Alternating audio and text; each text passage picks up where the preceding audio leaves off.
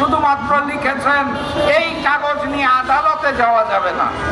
ক্ষমতায় এসে কোন দল যদি বলে আমি এই জুলাই সনদ বাস্তবায়ন করব না, এইখানে উপস্থিত আম জনতা যদি আদালতে মামলা দায়ের করে, তাহলে রাজনৈতিক দলের নেতারা বলবে আমি তো কাগজে স্বাক্ষর করেছিলাম, এই কাগজ নিয়ে আদালতে যাওয়া যাবে না, অতএব আমি আদালতে যাব না, জুলাই সনদ মানবো না, আদালতে যাবও না।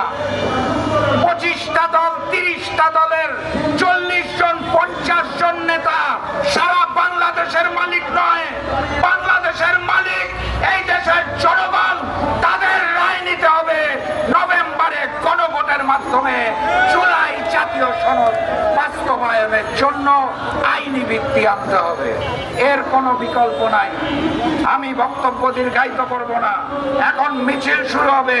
তার পূর্বে স্পষ্ট ভাষায় জানিয়ে দিতে চাই, জুলাই জাতীয় সনদের আইনি ভিত্তির জন্য আপনারা আদেশ জারি করুন, নভেম্বরে গণভোটের আয়োজন করুন, শেখ হাসিনার বিচার করুন, আওয়ামী লীগের মতো জাতীয় পার্টি এবং 14 দলের কার্যক্রম নিষিদ্ধ করুন, প্রশাসন